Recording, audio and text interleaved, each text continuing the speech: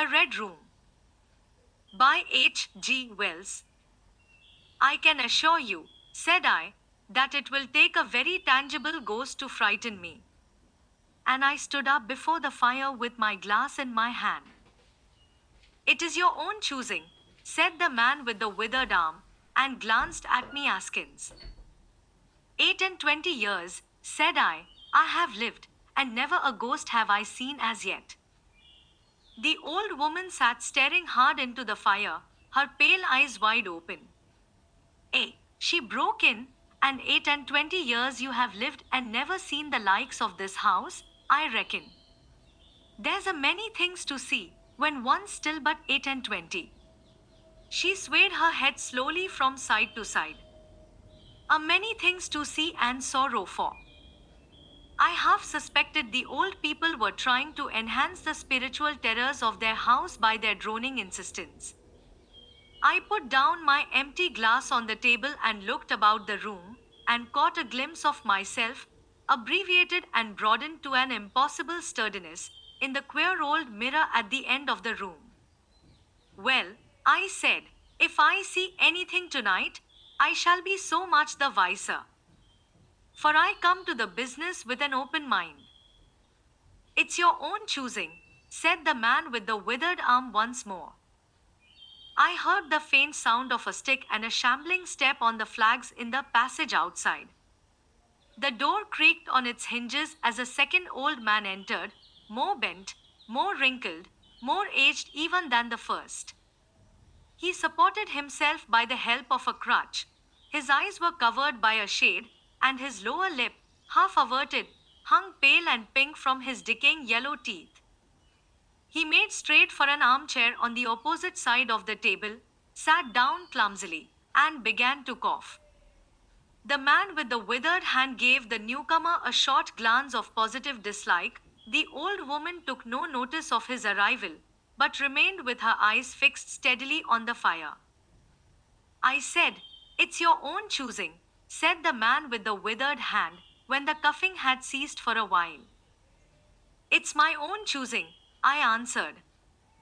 The man with the shade became aware of my presence for the first time, and threw his head back for a moment, and sidewise, to see me. I caught a momentary glimpse of his eyes, small and bright and inflamed. Then he began to cough and splutter again. Why don't you drink? Said the man with the withered arm, pushing the beer toward him. The man with the shade poured out a glassful with a shaking hand, that splashed half as much again on the deal table. A monstrous shadow of him crouched upon the wall, and mocked his action as he poured and drank. I must confess I had scarcely expected these grotesque custodians. There is, to my mind, something inhuman in senility, something crouching and atavistic. The human qualities seem to drop from old people insensibly day by day. The three of them made me feel uncomfortable with their gaunt silences, their bent carriage, their evident unfriendliness to me and to one another.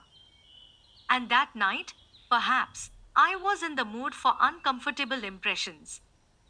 I resolved to get away from their vague foreshadowings of the evil things upstairs.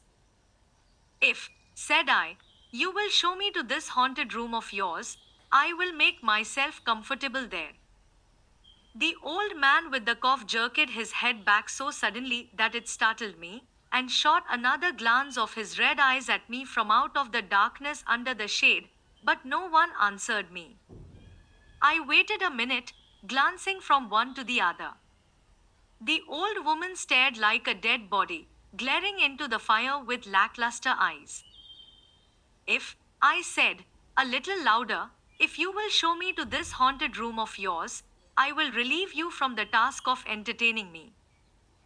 There's a candle on the slab outside the door, said the man with the withered hand, looking at my feet as he addressed me. But if you go to the Red Room tonight, this night of all nights, said the old woman, softly, you go alone. Very well, I answered, shortly, and which way do I go? You go along the passage for a bit, said he, nodding his head on his shoulder at the door, until you come to a spiral staircase, and on the second landing is a door covered with green baize. Go through that, and down the long corridor to the end, and the red room is on your left up the steps. Have I got that right? I said, and repeated his directions. He corrected me in one particular. And you are really going, said the man with the shade, looking at me again for the third time with that queer, unnatural tilting of the face. This night of all nights, whispered the old woman. It is what I came for, I said, and moved toward the door. As I did so, the old man with the shade rose and staggered round the table, so as to be closer to the others and to the fire. At the door, I turned and looked at them, and saw they were all close together, dark against the firelight, staring at me over their shoulders, with an intent expression on their ancient faces. Good night, I said, setting the door open. It's your own choosing, said the man with the withered arm. I left the door wide open until the candle was well alight, and then I shut them in, and walked down the chilly, echoing passage. I must confess that the oddness of these three old pensioners in whose charge her ladyship had left the castle, and the deep-toned, old-fashioned furniture of the housekeeper's room, in which they forgathered, had affected me curiously in spite of my effort to keep myself at a matter-of-fact phase. They seemed to belong to another age, an older age, an age when things spiritual were indeed to be feared, when common sense was uncommon, an age when omens and witches were credible, and ghosts beyond denying. Their very existence, thought I, is spectral. The cut of their clothing, fashions born in dead brains, the ornaments and conveniences in the room about them even are ghostly, the thoughts of vanished men, which still haunt rather than participate in the world of today. And the passage I was in, long and shadowy, with a film of moisture glistening on the wall, was as gaunt and cold as a thing that is dead and rigid. But with an effort I sent such thoughts to the right about. The long, draughty subterranean passage was chilly and dusty, and my candle flared and made the shadows cover and quiver. The echoes rang up and down the spiral staircase, and a shadow came sweeping up after me, and another fled before me into the darkness overhead. I came to the wide landing and stopped there for a moment, listening to a rustling that I fancied I heard creeping behind me, and then, satisfied of the absolute silence, pushed open the unwilling baize-covered door and stood in the silent corridor. The effect was scarcely what I expected, for the moonlight, coming in by the great window on the grand staircase, picked out everything in vivid black shadow or reticulated silvery illumination. Everything seemed in its proper position.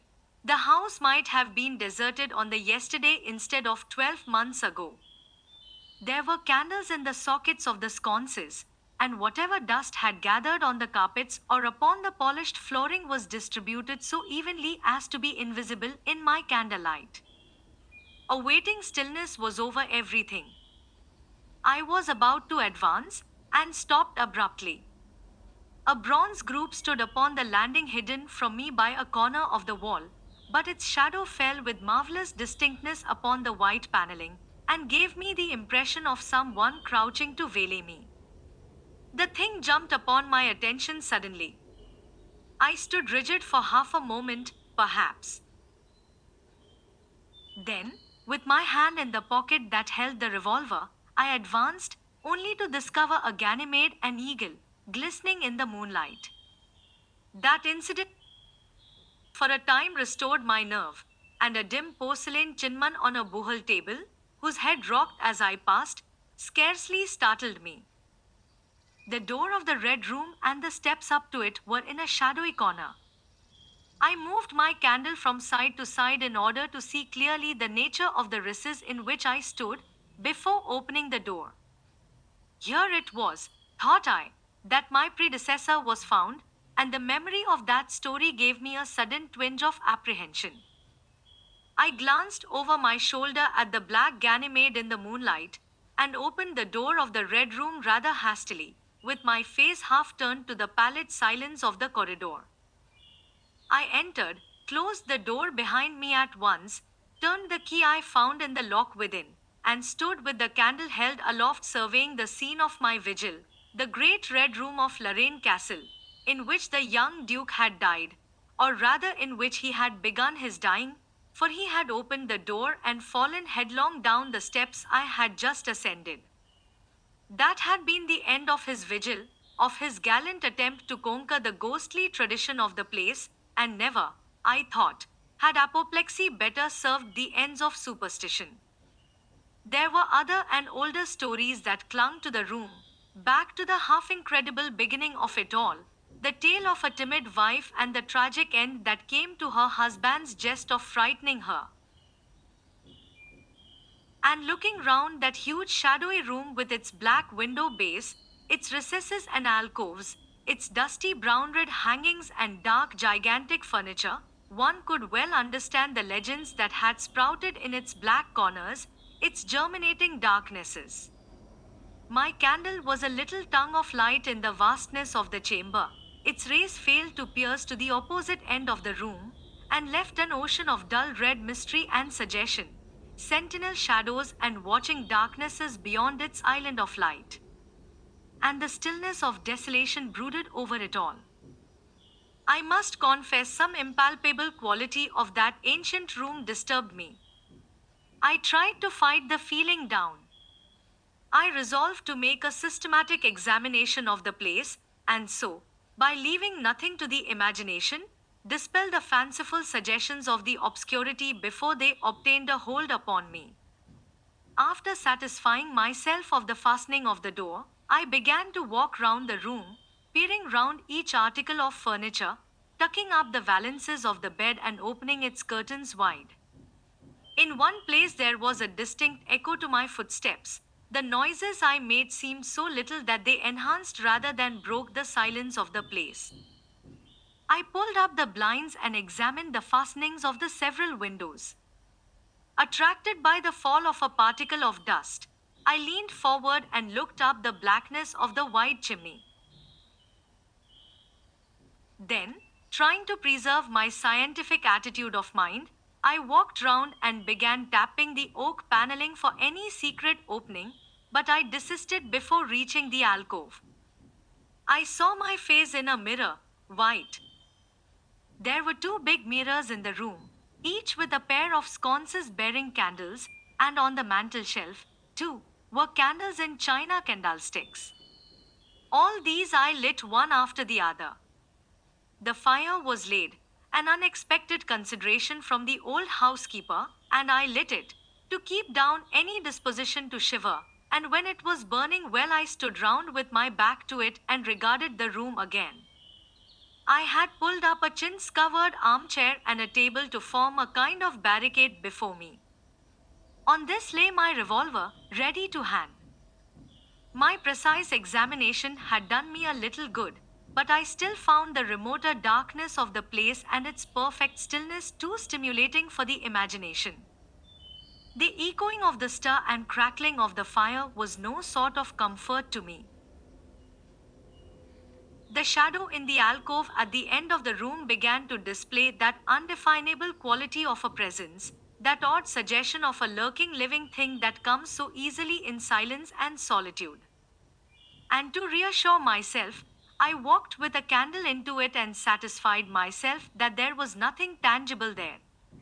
I stood that candle upon the floor of the alcove and left it in that position. By this time I was in a state of considerable nervous tension, although to my reason there was no adequate cause for my condition. My mind, however, was perfectly clear. I postulated quite unreservedly that nothing supernatural could happen, and to pass the time I began stringing some rhymes together, Ingalls by fashion, concerning the original legend of the place.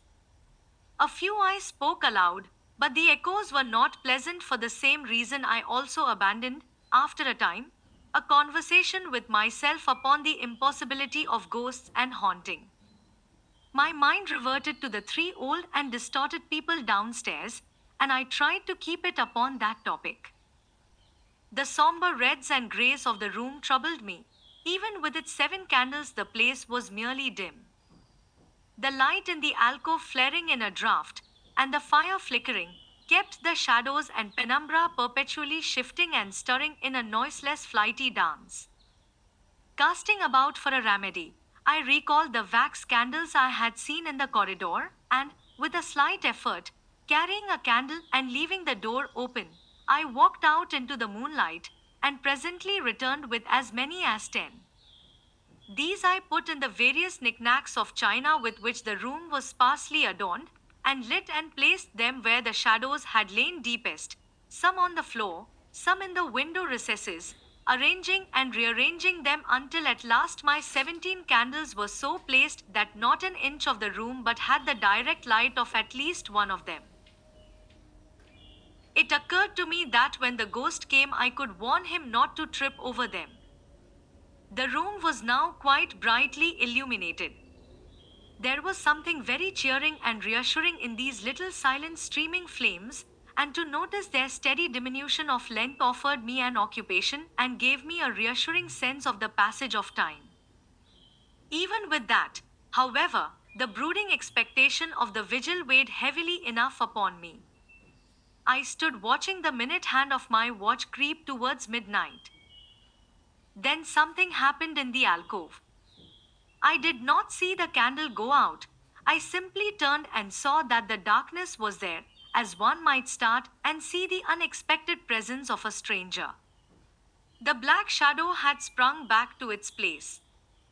By Jove, said I aloud, recovering from my surprise, that draft's a strong one, and taking the matchbox from the table, I walked across the room in a leisurely manner to relight the corner again.